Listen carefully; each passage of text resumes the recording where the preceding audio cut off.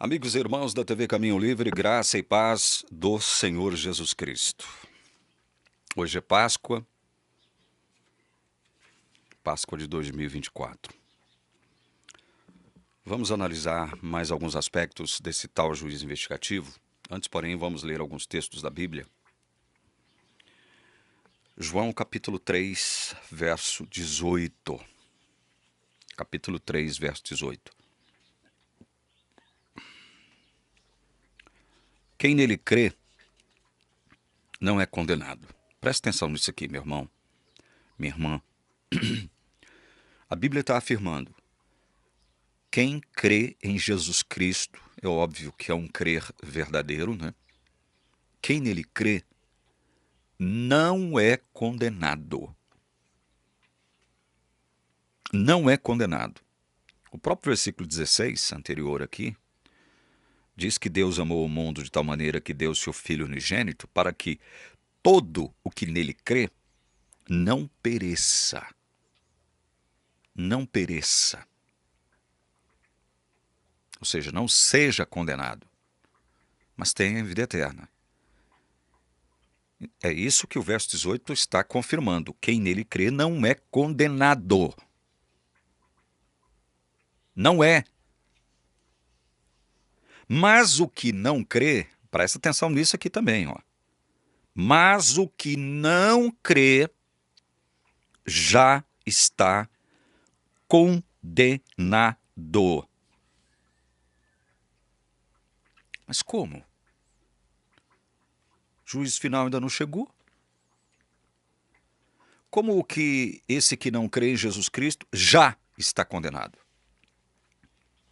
É óbvio que o apóstolo João aqui, evangelista, ele está fazendo uma afirmação que tem validade por quanto tempo? Até a vinda de Jesus. Essa afirmação ela tem validade até Jesus voltar. Quem não crê em Jesus já está condenado. Já está condenado. Ou seja, Deus precisou realizar alguma espécie de investigação sobre a vida de cada um desses para poder condená-los? Não. Por que que não? Porque tem esse fato aqui, ó, elencado pelo próprio João Evangelista no capítulo 13 do seu Evangelho, verso 18. Está aqui, ó. Não falo a respeito de todos vocês, pois eu conheço aqueles que escolhi. Mas é para que se cumpra a Escritura: aquele que come do meu pão levantou contra mim o seu calcanhar. Eu conheço aqueles que escolhi. Eu conheço. Está no presente do indicativo. Eu conheço. Por isso que quem não crê em Jesus já está condenado. Não é necessário fazer uma investigação sobre esse que não crê em Jesus, porque Deus já conhece quem? Os que ele escolheu. Se ele conhece os que ele escolheu, é óbvio que ele também conhece aqueles que ele não escolheu. O versículo 18 está falando de Judas aqui. Judas não foi escolhido para a salvação. Foi escolhido para representar um papel que a Escritura lhe havia determinado. Deus determinou e revelou isso nas Escrituras. E muita gente se insurge contra isso, como se Deus fosse arbitrário, ditatorial, né? Como se Judas fosse coagido a trair Jesus. Não é isso. É porque a mente arminiana é tão pequenininha, a mente pelagiana também é tão pequenininha, que não sabe conjugar lé com cré. Então, gente, quem não crê em Jesus já está condenado. Tem um outro texto que o próprio Evangelho de João, capítulo 12, verso 46, diz assim: eu vim como luz para o mundo, a fim de que todo aquele que crê em mim não permaneça nas trevas. Olha, não permaneça nas trevas. Quem não crê em Jesus permanece em trevas. Quando foi que esse mundo se tornou em trevas? logo após o pecado de Adão. Quando esse mundo foi condenado à morte eterna? Logo após o pecado de Adão. Não coma do fruto da árvore do conhecimento do bem e do mal, porque no dia em que você comer, morrendo morrerás. Esse é o sentido do hebraico ali. Morrendo morrerás. Ali o mundo foi condenado. Ali o mundo, todo mundo foi condenado. Paulo fala sobre isso em Romanos 5,18. Por uma só ofensa, todos os seres humanos foram condenados. Todos. Aqui mesmo em João, capítulo 3, e o verso 36, está dito o seguinte: por isso quem crê no Filho tem a vida eterna. Quem se mantém rebelde contra o Filho não verá a vida, mas sobre ele permanece a ira de Deus. Ira de Deus permanece sobre quem não crê em Jesus? Por isso ele está condenado. Quando foi que essa ira sobreveio? Logo após o pecado de Adão. Foi por conta da ofensa do pecado de Adão que o mundo inteiro se tornou em trevas e toda a humanidade ficou sob a ira de Deus. Mas acontece que Deus elaborou um plano lá na eternidade, que o Apocalipse chama de Evangelho Eterno, para salvar muitos, dentre esses todos que estavam condenados, em trevas, em estado de rebelião contra Deus e impossibilitados de crer em Jesus. Impossibilitados de crer em Jesus.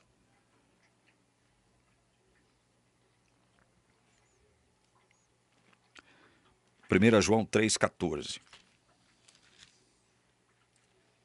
Nós sabemos que já passamos da morte para a vida, porque amamos os irmãos. Quem não ama, permanece na morte. O mundo morreu depois do pecado de Adão. Então veja, no mundo morto, no mundo em trevas, no mundo em rebeldia contra Deus, no mundo condenado, só Deus poderia fazer alguma coisa por esse mundo. Só Deus poderia fazer. Por isso, exatamente por isso, é que Paulo vai dizer que a carne é inimiga de Deus e não pode agradar a Deus. Não pode se submeter à lei de Deus.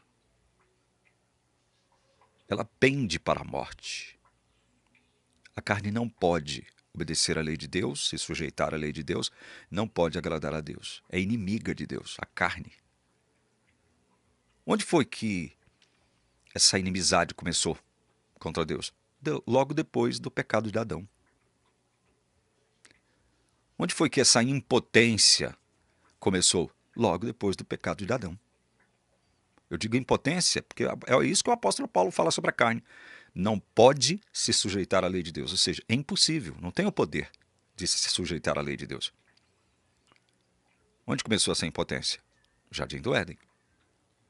Não pode agradar a Deus. Onde começou essa impotência de agradar a Deus? No Jardim do Éden. E o próprio Jesus, relatado aqui por João no capítulo 6, verso 63, diz que a carne para nada aproveita. O Espírito é o que vivifica, a carne para nada aproveita. Se o Espírito não vivificar, a carne para nada aproveita. Está condenada. A carne não tem o poder de crer em Deus por si mesma. Está condenada. Mas o que não crê já está condenado. Aí surge uma pergunta que ela merece resposta. Bom, se já está condenado, por que haverá um juízo final? Por que haverá um juízo final? E por que os livros terão que ser abertos? Essa é uma boa pergunta. Algum adventista que esteja, porventura, me assistindo agora, é bem provável que ele esteja fazendo essa pergunta aí, né, com seus botões. Então, tá bom, se já está condenado, qual é a razão de ser do juízo final? E é bom lembrar o seguinte, antes da gente ir na Bíblia, para responder essa pergunta. A Igreja Adventista, ela divide o juízo final para poder tentar emplacar dois juízos aí que não tem nada a ver. um tal de juízo investigativo e um tal de juízo judicativo, ela divide o juízo final em 3 partes, 3 fases. A primeira fase seria o juízo investigativo, que teria se iniciado em 22 de outubro de 1844. A segunda fase seria um tal juízo judicativo. Tem mais essa, vocês não sabiam disso? Tem mais essa, juízo judicativo, que segundo a teologia adventista, com base em Apocalipse 20, verso 4, vai se realizar durante o milênio. Livros serão abertos durante o milênio. E depois a terceira e última fase, o juízo final, que é o juízo executivo. Vocês viram que lambança a igreja adventista faz com o juízo de Deus? Que lambança! 3 fases do juízo final vai admitir a teologia adventista. Juízo investigativo, que é o que ora se realiza no céu até a volta de Jesus. Juízo judicativo na segunda fase, durante o milênio. Os livros também serão abertos lá durante o milênio. E o juízo final, que é o juízo executivo, onde também os livros serão abertos. Então, para a teologia adventista, os livros serão abertos 3 vezes. 3 vezes. Imaginem só isso. Que capacidade de criar do nada tem a teologia adventista? É impressionante isso, impressionante. Então veja, quando eu leio aqui em João 3,18, quem nele crê não é condenado, mas o que não crê já está condenado, significa o quê? Significa o quê? Eu vou mostrar para vocês o que significa isso aqui. Vou ler 3 textos bíblicos e depois vou mostrar para vocês o que significa isso aqui, mas o que não crê já está condenado, tá? Vamos ler 3 textos bíblicos? Primeiro texto, Mateus 19, 28. Abre aí comigo. O primeiro deles, Mateus 19, 28.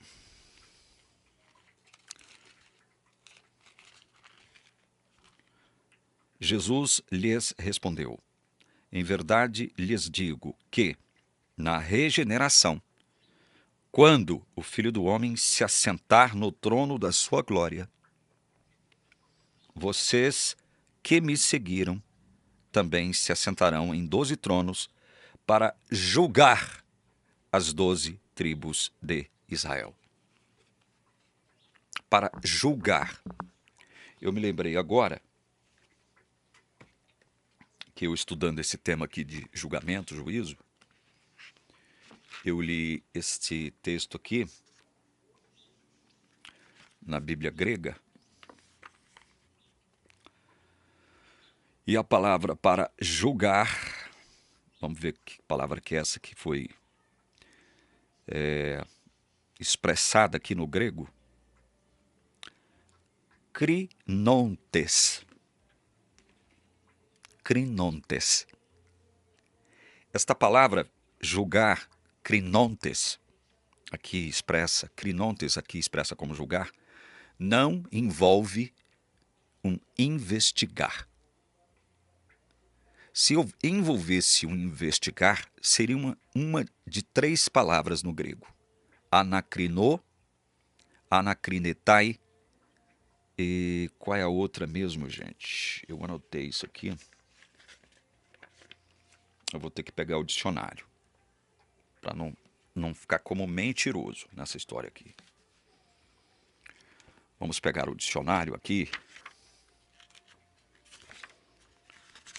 Estou em minhas mãos aqui com o dicionário de teologia. E ele vai mostrar para nós quais são as 3 palavras no grego relativas a investigar, examinar, escrutinar, processar um inquérito, questionar, inquirir, fazer um interrogatório, tá? Porque esse é o sentido de investigar. Investigar tem todos esses sentidos. Olha aqui, as 3 palavras gregas que envolveriam investigação: anakrinô, anacrisis e anakrinetai. Então veja, aqui em Mateus 19, 28, Jesus está prometendo aos apóstolos que se assentarão em 12 tronos para julgar as tribos de Israel. Julgar, crinontes. Vem cá, mas quem não crê em Jesus já não está condenado? Por que nós temos que julgar? Aí entra uma questão. Esse julgar aqui não significa que nós, com a nossa suposta investigação, é que vamos determinar o resultado final ou a condenação desse que está sendo julgado por nós. No caso aqui, os apóstolos. Não. A nenhum ser humano caberá a tarefa de fazer juízo de valor de quem quer que seja.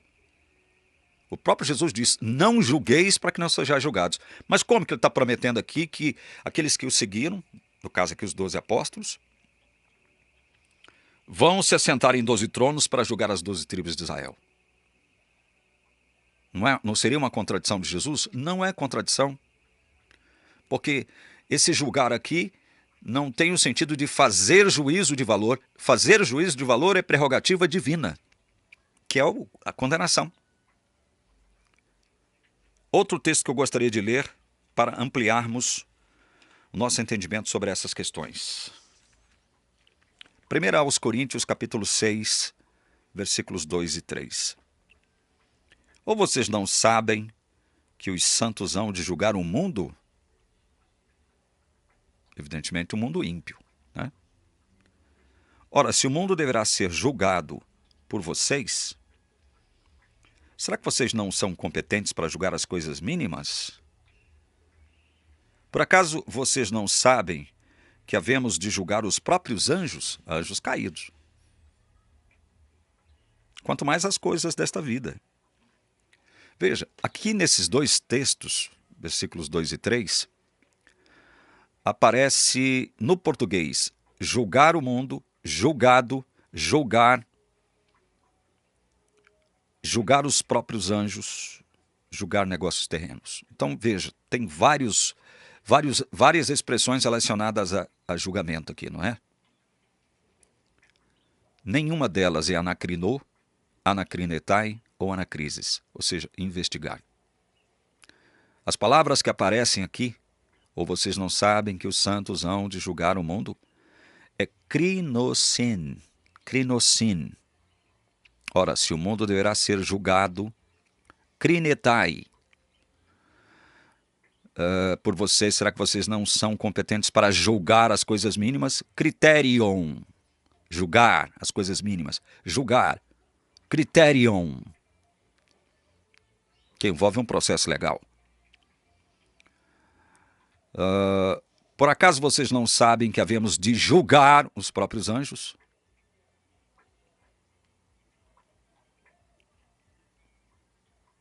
E aí? Krinosin. Krinetai. Criterion. Critéria. Em nenhum momento aqui aparecem as palavras anacrinô, anacrises ou anacrinetai. Nenhum momento. Então quer dizer que os 12 apóstolos vão julgar as 12 tribos de Israel. Os crentes que foram agraciados com a salvação de Cristo vão julgar o mundo e os anjos caídos.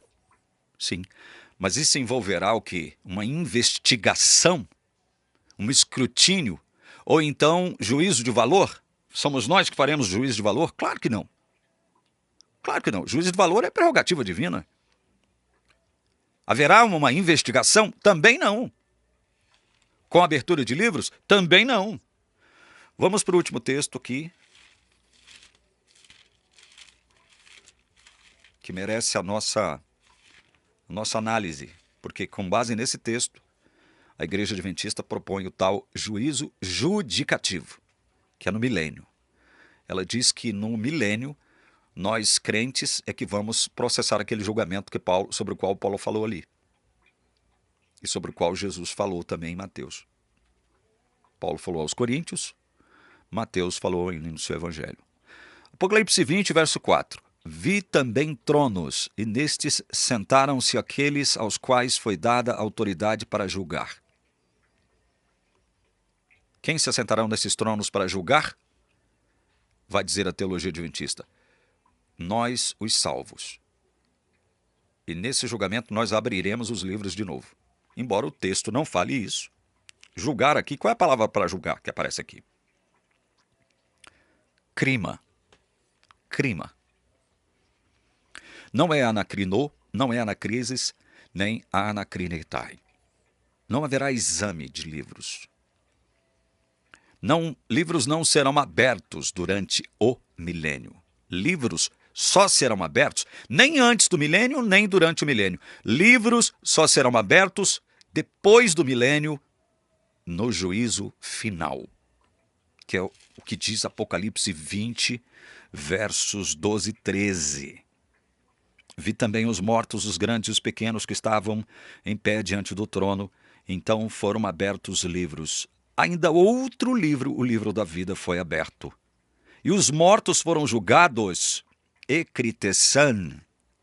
Não é anacrinô, nem anacrises, nem anacrinetai, é ekritessan. Os mortos foram julgados segundo as suas obras, conforme o que estava escrito nos livros. 13. O mar entregou os mortos que nele estavam. A morte e o inferno entregaram os mortos que neles havia. E foram julgados, ekritessan, um por um, segundo as suas obras. Alguém poderia perguntar, né? Irmão, se quem não crê em Jesus já está condenado, qual a razão de ser desse juízo final descrita aqui em Apocalipse capítulo 20? Qual a razão? A razão é uma só, meus queridos irmãos. Veja, quem não crê em Jesus já está condenado. Aí, como o apóstolo Paulo disse que nós vamos julgar inclusive os anjos, com certeza os anjos caídos, aí você abre aqui em 2 Pedro, capítulo 2, verso 4, e vê: pois Deus não poupou anjos quando pecaram, mas lançando-os no inferno, prendeu-os com correntes de escuridão, reservando-os para o juízo. Veja, quem não crê em Jesus já está condenado, assim como os anjos caídos já estão condenados, reservados para o juízo, já estão condenados. E mais um detalhe, vou repetir de novo, São João 16, verso 11. Da justiça, porque vou para o Pai, verso 10, não me verão mais. Do juízo, porque o príncipe deste mundo já está julgado, verso 11. Do juízo, porque o príncipe deste mundo já está julgado. Então veja, nós temos o que não crê em Jesus já condenado, nós temos os anjos já condenados, reservados para o juízo, já condenados, e o próprio Satanás já julgado, condenado. Então, por que cargas d'água os livros terão que ser abertos? Para fazer investigação sobre isso? Sobre o mundo? Sobre os anjos caídos? E sobre Satanás? Não. A única coisa que nos resta é constatar o que já foi decidido por Deus. Ellen White diz aqui, na página 480 do Grande Conflito, o seguinte: os livros de registro no céu, nos quais estão relatados os nomes e ações dos homens, devem determinar a decisão do juízo. Não, senhor. O que determinou a decisão do juízo foi o próprio Deus. A decisão do próprio Deus. O que não crê em Jesus já está condenado. Já está condenado. Satanás já está julgado e condenado. Os anjos caídos já estão julgados e condenados, reservados para o juízo. Nada disso aqui é verdade. Olha, os livros de registro no céu nos quais estão relatados os nomes e ações dos homens devem determinar a decisão do juiz. Não é isso. Quando abrirmos os livros para julgarmos Satanás, anjos caídos e o mundo perdido, o mundo ímpio, nós só constataremos o que já foi o que relatado e declarado acerca deles. Só isso. É para constatação, para testemunho, só isso. Não vamos investigar a vida de ninguém. Não vamos escarafunchar a vida de Satanás ou dos anjos caídos ou de quem quer que seja. Não há isso. Por isso que no meu último vídeo eu disse que não existe essa questão de investigativo no juízo de Deus. E pelo fato de haverem livros que serão abertos, aí muita gente confunde. Não, sim, porque os livros são abertos. Basta ler os comentários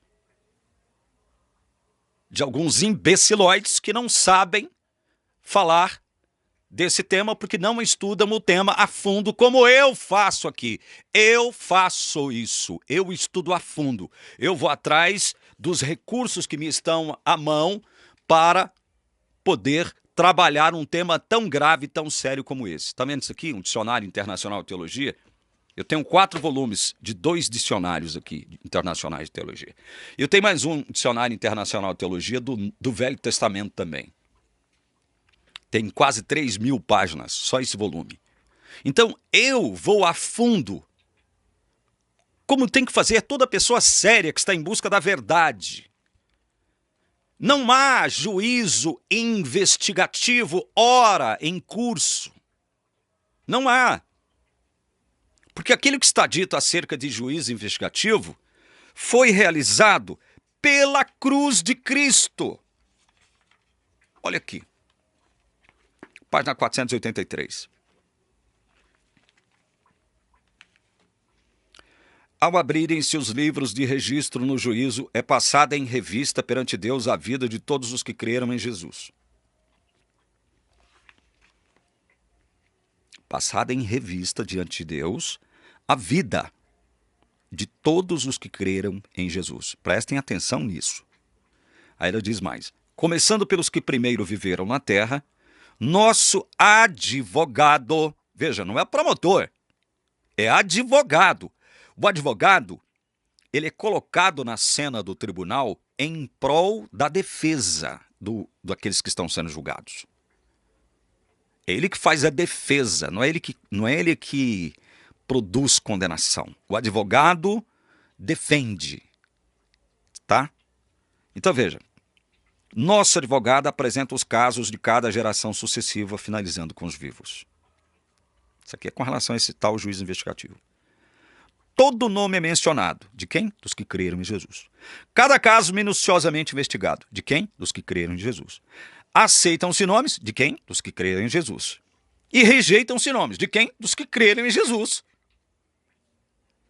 Quando alguém, olha isso aqui, quando alguém tem pecados que permaneçam nos livros de registro, para os quais não houve arrependimento nem perdão, seu nome será omitido do livro da vida e o relato de suas boas ações apagado do livro memorial de Deus.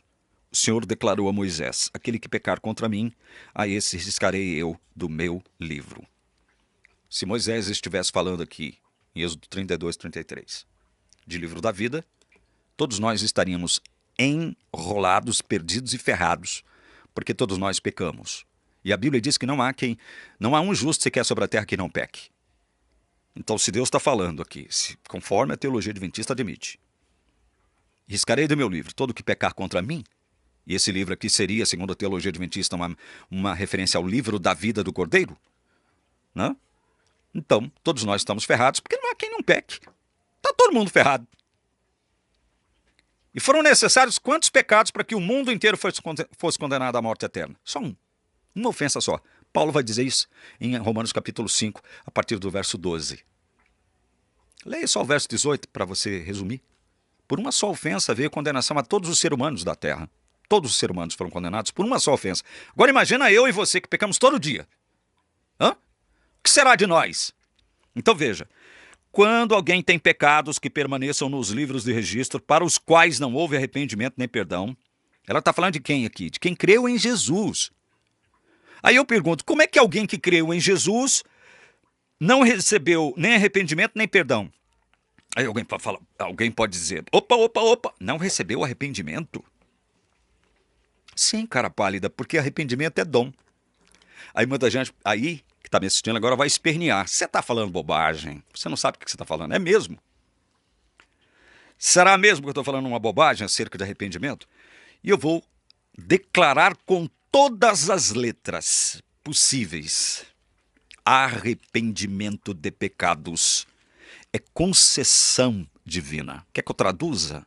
É dom de Deus. É dom. Arrependimento é dom. Significa que o ser humano por si mesmo não tem o poder de se arrepender dos seus pecados. É isso. Arrependimento é concessão divina, é dom de Deus. Se Deus não conceder esse dom do arrependimento, ninguém se arrependerá. Por isso é que João afirma que o que não crê em Jesus Cristo já está condenado. Atos 5,31 diz assim: Deus, porém, com a sua mão direita, o exaltou a príncipe e salvador, a fim de conceder a Israel o arrependimento e a remissão de pecados. Deus exaltou Jesus Cristo como príncipe e salvador, a fim de conceder a Israel arrependimento e remissão de pecados. Conceder arrependimento. Arrependimento é dom. Atos 11:18. Quando os demais ouviram isso, acalmaram-se e glorificaram a Deus, dizendo: Então também aos gentios Deus concedeu o arrependimento para a vida. Se ele concedeu arrependimento aos filhos de Israel, agora ele está concedendo arrependimento aos gentios. Concessão divina, dom divino. Arrependimento é concessão de Deus, é dom de Deus. 2 Timóteo 2, abram aí, capítulo 2, versos 24 a 26. O servo do Senhor não deve andar metido em brigas, mas deve ser brando para com todos, apto para ensinar, paciente, disciplinando com mansidão os que se opõem a ele. Nossa, como eu falho nisso aqui. Na expectativa de que Deus lhes conceda não só o arrependimento para conhecerem a verdade, mas também o retorno à sensatez, a fim de que se livrem dos laços do diabo que os prendeu para fazerem o que ele quer. A fim de que Deus lhes conceda, na expectativa de que Deus lhes conceda não só o arrependimento para conhecerem a verdade. Arrependimento, então, você tem coragem de olhar na minha cara e dizer que arrependimento não é dom? É uma obra sua, humana? Tem que partir de você mesmo, enquanto carne? Tem coragem de dizer isso para mim? Você tem coragem? Por que estou lendo esses textos para você? Porque Ellen White está dizendo aqui, acerca dos que creram em Jesus. Quando alguém tem pecados que permaneçam nos livros de registro para os quais não houve arrependimento nem perdão, seu nome será omitido do livro da vida. Como que isso pode acontecer? A Bíblia não concorda com isso. Colossenses capítulo 2. Leia comigo, com muita calma. A partir do verso 13. E quando vocês estavam mortos nos seus pecados e na incircuncisão da carne, ele lhes deu vida juntamente com Cristo, perdoando quantos pecados? Quantos dos nossos pecados Cristo, Deus em Cristo, nos perdoou? De quantos? Todos os nossos pecados. Durante quanto tempo? Durante toda a nossa vida. Enquanto a nossa vida durar. Todos os nossos pecados já foram perdoados. Já foram perdoados. Verso 14. Cancelando o escrito de dívida que era contra nós e que constava de ordenanças, o qual nos era prejudicial, removeu-o inteiramente, cravando na cruz. O escrito de dívida que era contra nós foi cancelado, removeu-o inteiramente, cravando esse escrito de dívida que era contra nós na cruz. É por isso que todos os nossos pecados foram perdoados. Os pecados da nossa vida toda. Aí ele vai arrematar, Paulo, no versículo 15. E despojando os principados e as potestades, publicamente os expôs ao desprezo, triunfando sobre eles na cruz. por que Jesus colocou os principados e potestades de forma pública, desprezando deles? Porque Deus, Jesus Cristo, despojou os principados e potestades de nós que cremos nele. Despojou os principados e potestades dos que creem nele. Ou seja, aqueles que creem em Jesus já não estão mais nas mãos dos principados e potestades, já não pertencem mais aos principados e potestades, não são propriedade mais dos principados e potestades. O valente foi lá e, pimba, nos retirou o valente que eu digo é Jesus Cristo. Ele nos retirou das mãos de Satanás. Ele nos retirou das mãos de Satanás. Cristo, na cruz, despojou os principados e potestades de nós. Cancelou o escrito de dívida, removeu-o inteiramente, cravando na cruz. Na cruz. Por isso, Paulo vai dizer aqui no início do verso 16: portanto, que ninguém vos julgue. Aí ele diz, por causa de comida, bebida, lua nova, festas ou sábados. Que ninguém vos julgue. Por que ninguém mais tem direito de nos julgar? Mas Ellen White não. A teologia adventista não aceita isso. Porque ela estabelece que o juízo final tem 3 fases. O juízo investigativo, que teria começado em 22 de outubro de 1844. Jesus está lá agora examinando, investigando, escarafunchando a sua vida, a minha vida. Inclusive de nós, os que cremos nele. E aí ela diz o seguinte: quando alguém tem pecados que permaneçam nos livros de registro. Como é que pode ter algum pecado no livro de registro se Jesus pegou esse livro de registro, que foi cancelado, removeu-o e pregou na cruz, que era contra nós? Por isso é que todos os nossos pecados foram perdoados, por isso é que os principados e potestades foram despojados. Porque Jesus pegou esse registro dos nossos pecados e cravou isso na cruz. Aí vem Ellen White, vem a teologia infame da igreja adventista dizer que não é bem assim, não. Não é assim. Aí eu pergunto, meu querido irmão, você prefere crer na Bíblia ou você prefere crer em Ellen White e em toda a teologia adventista, que trata desse tema de modo muitíssimo antibíblico e equivocado?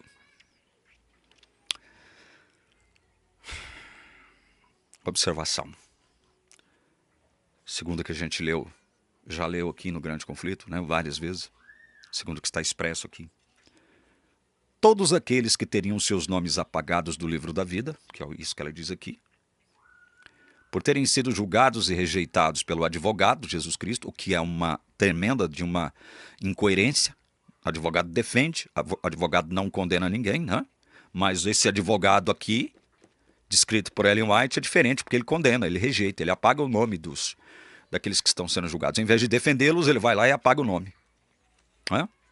Por terem sido julgados e rejeitados pelo advogado Jesus Cristo, após um exame meticuloso de suas obras registradas nos livros, teriam que se submeterem novamente a um julgamento onde, mais uma vez, suas vidas deveriam ser devassadas e receberem de novo a sentença da condenação. Quando seria isso? No juízo final. No juízo final. É impressionante, não é? É impressionante. Um juiz investigativo, nos termos em que a teologia adventista o propõe, tornar-se-ia um substituto das implicações e benefícios efetivamente conquistados na cruz de Cristo. Foi na cruz que o destino, tanto de santos quanto de ímpios, foi decidido. No juízo final, teremos acesso, como eu disse agora mesmo, à constatação de tudo que foi determinado pela cruz de Cristo, não por um suposto juízo investigativo. Não por um suposto juízo investigativo. Na cruz de Cristo houve redenção para os crentes. O que nele crê não é condenado. E condenação para os descrentes. O que não crê já está condenado. Na morte, Cristo nos redimiu. Na ressurreição, Cristo nos justificou. Pronto, acabou. Aí eu quero perguntar.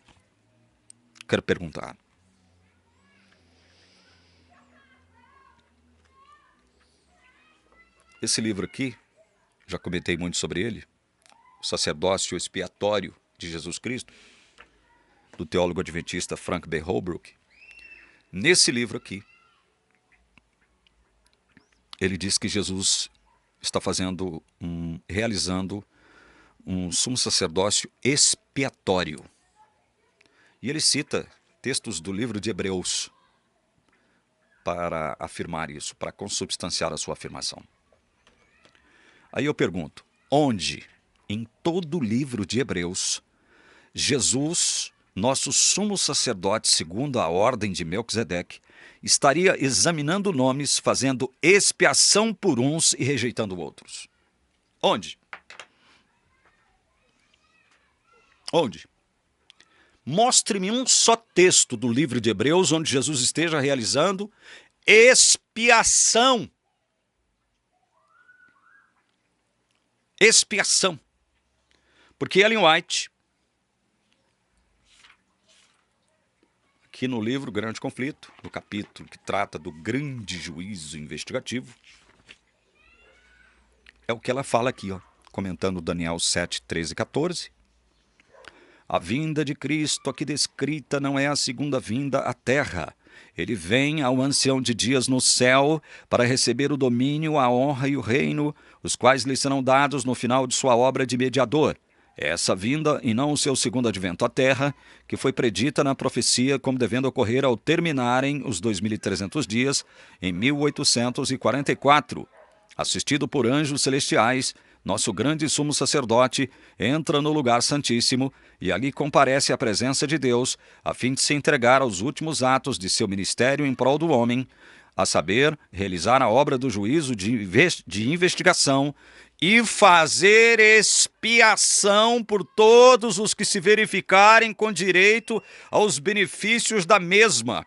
Olha só o que a teologia adventista, Ellen White e esse teólogo aqui, Frank B. Holbrook, afirmam acerca do ministério de Jesus no santuário celestial agora. Fazendo expiação, que diz que para a teologia adventista, a expiação que Cristo realizou na cruz foi metade. Eu já comentei inclusive, né, um pastorzinho metido a besta aí da igreja, falar isso. Né? O que aconteceu na cruz foi só metade. Na cruz, vai dizer o Wilson Paroski, nada estava definido. Aí os outros bobões vão ficar repetindo, que nem papagaios de pirata, o que o Wilson Paroski, o gênio, afirmou. Expiação? O que Jesus está fazendo no céu hoje é expiação? Cadê o livro de Hebreus? Onde? Em que lugar? O livro de Hebreus diz que Jesus está fazendo expiação. O que Jesus faz no céu é isso aqui, ó. Vamos para Hebreus. Hebreus 7, 24 a 25. Jesus, no entanto, porque continua para sempre, tem o seu sacerdócio imutável. Por isso também pode salvar totalmente os que por ele se aproximam de Deus, vivendo sempre para interceder por eles. Qual é a parte de vivendo sempre para interceder por eles que vocês, da teologia adventista, não entenderam? A ponto de repetir como é o caso desse teólogo aqui, o que disse Ellen White, a velha caduca, no livro Grande Conflito, dizendo que Jesus está fazendo investigação e expiação, onde ele aceita uns e rejeita outros. Porque, segundo ela, alguém que creu em Jesus ainda pode ter pecados que não foram apagados do livro de registro e aí eles serão condenados por esses pecados. Como, cara pálida? Se o próprio Paulo em Colossenses já deixou claro que todos os nossos pecados foram perdoados porque Jesus cravou na cruz o escrito de dívida que era contra nós. E despojou os principados e potestades de nós. E por isso ele afirma que ninguém vos julgue. Por isso Paulo vai afirmar, como que reverberando João, o evangelista, isso aqui, ó, Romanos, capítulo 8, verso 1. É difícil entender isso. Agora, pois, já não existe nenhuma condenação para os que estão em Cristo Jesus. Nenhuma condenação existe mais. Como é que eu posso deixar de considerar isso que a Bíblia fala com tanta clareza, com tanta força, para crer num lixo desses aqui? Ó, isso aqui é lixo, gente. Isso aqui é um lixo. Isso aqui não presta para nada. Isso aqui está cheio de heresias contra Cristo, contra Deus, contra o Espírito Santo, contra o Evangelho da Graça. Isso aqui é um lixo. Como que eu posso deixar de crer na Bíblia para crer nesse lixo aqui? Nesses lixos? Como? Não há absolutamente nenhuma condição de eu fazer isso. Vou terminar lendo Romanos 8, versículo 31 em diante. Que diremos então à vista dessas coisas? É uma pergunta que Paulo faz aqui no capítulo 8, em relação a tudo que ele disse até aqui, tudo que ele escreveu, né, até aqui. Que diremos então à vista destas coisas? Se Deus é por nós, quem será contra nós? Meu Deus do céu. Se Deus é por mim e por você, que verdadeiramente cremos em Jesus Cristo, e a Bíblia diz que quem nele crê não é condenado. Se Deus é por nós, quem será contra nós? Ellen White, Frank B. Holbrook, a teologia adventista, com esse tal juízo investigativo. É contra nós. Verso 32. Aquele que não poupou o seu próprio filho, mas por todos nós o entregou, será que não nos dará graciosamente com ele todas as coisas? Todas as coisas de que nós precisamos para continuarmos salvos? Não nos dará? Se ele não poupou seu próprio filho, ele vai nos negar alguma coisa agora? Não, você é salvo pela graça, mas julgado pelas obras. É isso mesmo? É isso? Você quer continuar crendo nisso, meu irmão? Minha irmã? O problema é seu. Verso 33. Quem intentará acusação contra os eleitos de Deus? É Deus quem os justifica. Sabe por quê? Que é Deus que nos justifica? Porque Jesus está ao lado dele agora, nos representando. Quando ele ressuscitou e recebeu as bênçãos de Deus sobre tudo que ele fez em nosso favor, ele ratificou a sua justiça sobre nós. Ele nos justificou. Quem é que pode nos acusar agora? Quem é que tem o poder de nos acusar? Ellen White? Frank Holbrook? William Shea? Toda a teologia adventista? Nesse famigerado juízo investigativo? se é Deus que nos justifica? Quem é que pode nos acusar se é Deus que nos justifica? Ele não é contra nós, ele se manifestou em nosso favor. Verso 34. Quem os condenará? Ellen White? Frank Holbrook? William Shea? George Knight? Thiago White? Ted Wilson? Wilson Paroski? Quem nos condenará? É Cristo Jesus quem morreu, ou melhor, quem ressuscitou, o qual está à direita de Deus e também intercede por nós. Quando Paulo escreveu os Romanos, Jesus já estava lá, intercedendo por nós. Não precisou ficar esperando num suposto lugar santo, um quadrilátero, durante 1800 e tantos anos. Não, foi direto para o trono do Pai. E o que ele faz? Intercede por nós, ou seja, em nosso favor. Quem nos separará do amor de Cristo? Ellen White? Frank Holbrook? Ted Wilson? Wilson Paroski? E esses melas cuecas que vivem seguindo o que ele fala? E esses borra-botas metidos a mestres e teólogos? Quem nos separará do amor de Cristo? Será a tribulação ou angústia, perseguição, fome, nudez, perigo, espada?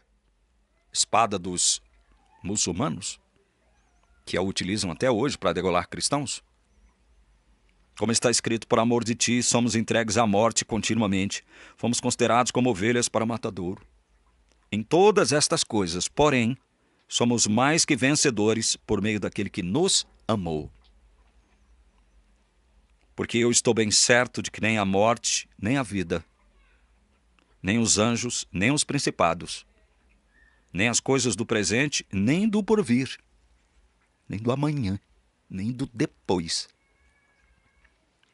nem os poderes, nem a altura, nem a profundidade, nem qualquer outra criatura poderá nos separar do amor de Deus que está em Cristo Jesus, nosso Senhor.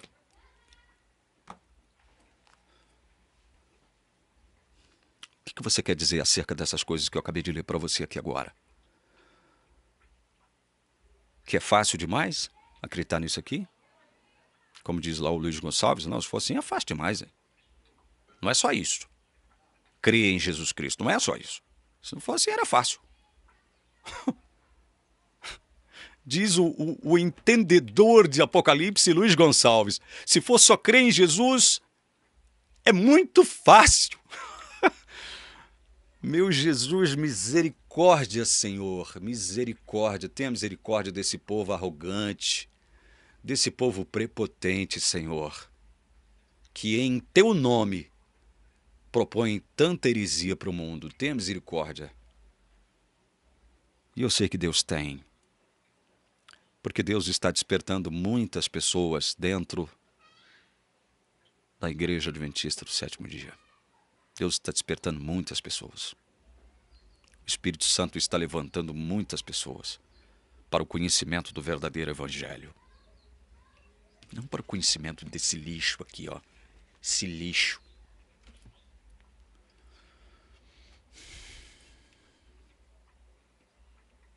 O que você tem a dizer acerca de tudo isso aqui? Vai continuar me metendo pau em mim, né? Pode continuar. Pode continuar me criticando, pode continuar me contestando.